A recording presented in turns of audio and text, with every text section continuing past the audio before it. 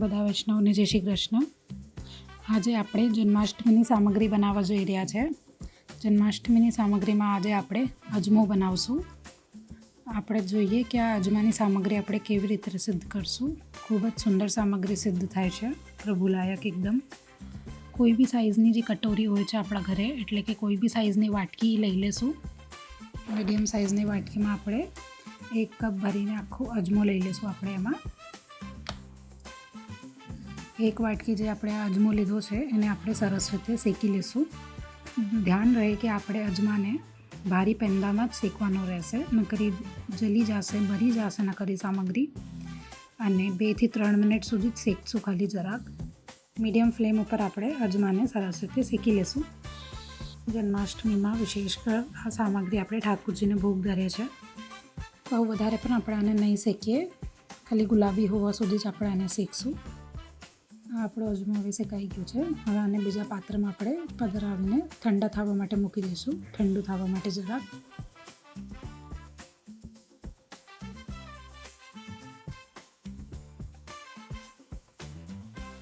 જ્યાર સુધી આ અજમો આપણો ઠંડો થાય છે ત્યાર સુધી આપણે મેવા શેકી લઈએ છીએ. એના માટે મેં 2 મોટા ચમચી જેટલું ઘી લઈ લીધું છે. એટલે કે 1 વાટકીમાં ઘી પધરાવ્યું છે તો 2 ચમચી જેટલું આનો એપ્રોક્સ માપ લઈને ઘી લઈ લેશું. આપણે મેવા લઈ લેશું. તેના માટે મેં આમાં પહેલાંથી જ તૈયારી કરીને રાખી હતી. એટલે કે અડધી વાટકી જેટલું આમાં મેં બદામની કતરણ, અડધી વાટકી પિસ્તાની કતરણ અને નારિયેળનો ખોપરાનો જે પીસ હોય એને રેડી કરીને રાખ્યું હતું. 2 ટેબલ સ્પૂન જેટલી આપણે આમાં ખસખસ પણ પધરાવશું. એટલે મેં આને તૈયાર કરીને રાખી દીધું છે બધાને. ઘી આપણો હવે ગરમ થઈ ગયો છે તો આપણે ખસખસ પધરાવી દઈશું આમાં સામગ્રીમાં. સરસ રીતે આપણે આને શેકશું. અડધીથી પોણી વાટકી જેટલું મેં આમાં બદામની કતરણ લઈ લીધી છે. અડધી વાટકી જેટલું આપણે ચારોલી પણ લઈ લઈશું આમાં, અને 1/4 વાટકી જેટલું આમાં પિસ્તાની કતરણ પણ લઈ લીધી છે. હવે આપણે આ ત્રણેય સામગ્રીને આમાં પધરાવી લઈશું. ડ્રાયફ્રૂટ્સને આપણે સરસ રીતે શેકવાનું રહેશે ઘીમાં. આપણા અકોર્ડિંગ આપણે ઓછા વધારે પણ કરી શકીએ છીએ આમાં.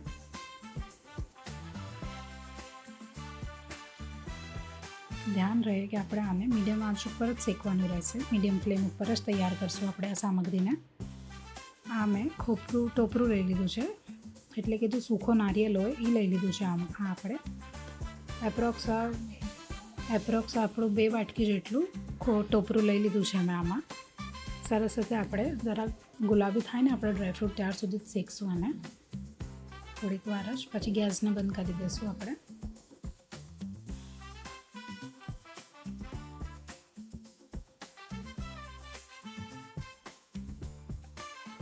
આ શેકાઈ ગયા છે આપણે ડ્રાયફ્રૂટ.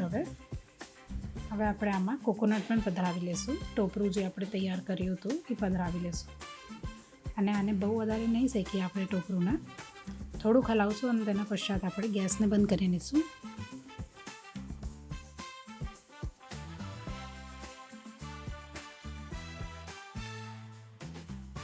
જે આપણો અજમો જે આપણે ઠંડુ થવા માટે મૂક્યું હતું એને હવે આપણે જારમાં પધરાવીને એકદમ સરસ રીતે ગ્રાઇન્ડ કરી લઈશું.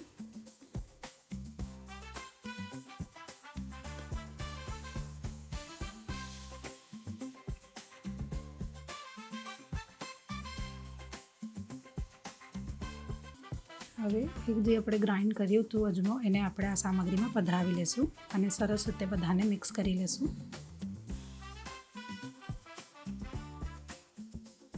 1 ચમચી જેટલું મેં આમાં સોલ્ટ પાવડર પણ પધરાવ્યું છે. સોલ્ટ પાવડરથી સામગ્રીની સુંદરતા એકદમ સરસ હજી વધી જાય છે. એટલે 1 ચમચી જેટલું મેં આમાં સોલ્ટ પાવડર પધરાવી દીધું છે. હવે આપણે આ સામગ્રીને એક બીજા પાત્રમાં પધરાવી લઈશું ઠંડુ થવા માટે જરાક.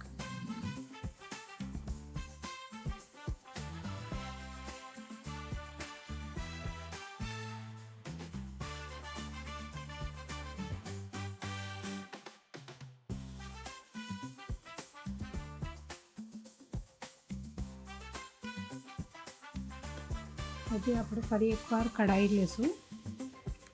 એને ગરમ કરવા માટે મૂકી દઈશું ભારી પેંદાની કઢાઈને. 2 વાટકી જેટલું આપણે આમાં ઘી પધરાવી લઈશું. હવે આમાં મેં ગોળ લઈ લીધું છે, એને નાના નાના ટુકડોમાં એના પીસીસ કરી લીધા છે. એટલે કે જેટલો આપણો આ મિશ્રણ હશે એનો અડધો આપણે ગોળ લેવાનો રહેશે, અડધી ક્વોન્ટિટીમાં. ગોળની માત્રા પણ તમે તમારા અકોર્ડિંગ ઓછી યા વધારે પણ કરી શકો છો. મેં આની અડધી ક્વોન્ટિટી લીધી છે. હવે આ ગોળને આપણે આ ઘીમાં પધરાવી લઈશું અને સરસ રીતે ગરમ કરી લઈશું. આમાં તમે ખાંડ પણ યુઝ કરી શકો છો, પણ મેં ખાંડના બદલે આમાં ગોળ યુઝ કર્યો છે સામગ્રીમાં. ગોળ પધરાવેલી સામગ્રી એકદમ સુંદર બને છે. સરસ રીતે ગોળ આપણો આખો મેલ્ટ થઈ જવો જોઈએ ત્યાર સુધી આપણે એને ગરમ કરશું.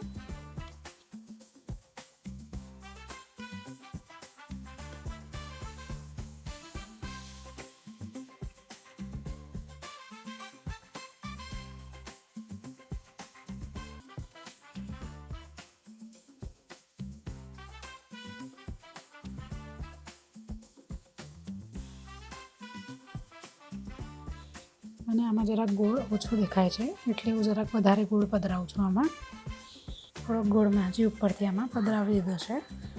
સરસ રીતે આપણે મેલ્ટ કરી લઈશું આને.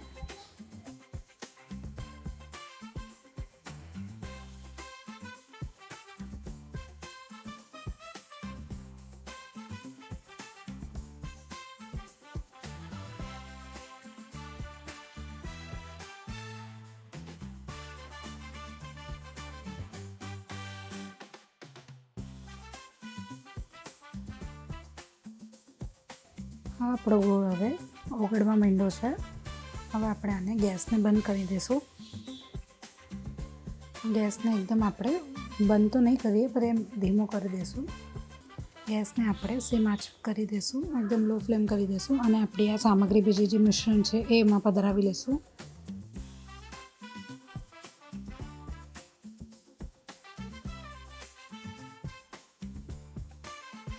સરસ રીતે આપણે આ સામગ્રીને હલાવી લઈશું. ગોળ અને સામગ્રી બધી એકસરખી મિક્સ થઈ જાય.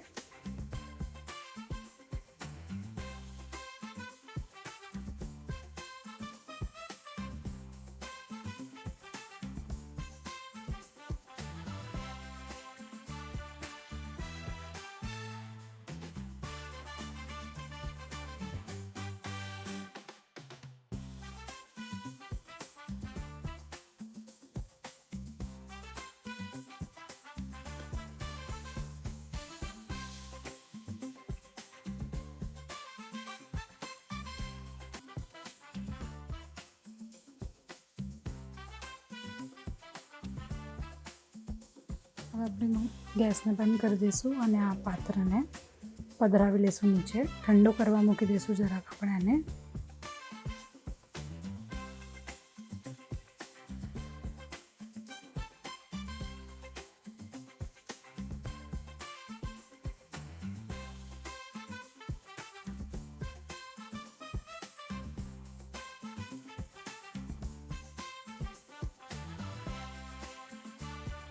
આના મેં નોર્મલ સાઇઝના લડ્ડુ તૈયાર કરી લીધા છે.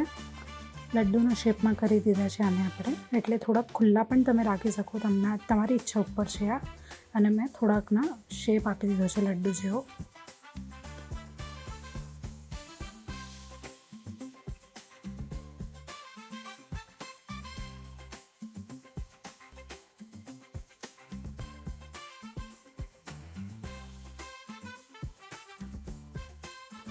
તો આ આપણી અજમાની સામગ્રી તૈયાર થઈ ગઈ છે. અજમાની સામગ્રી આપણી તૈયાર થઈ ગઈ છે. લડ્ડુ પણ આપણા એકદમ સરસ બન્યા છે, ઠાકોરજી લાયક. આપ બધા વૈષ્ણવ પણ સામગ્રીને સિદ્ધ કરો અને જન્માષ્ટમી ઉપર ઠાકોરજીને ભોગ ધરો. બધા વૈષ્ણવને જય શ્રી કૃષ્ણ.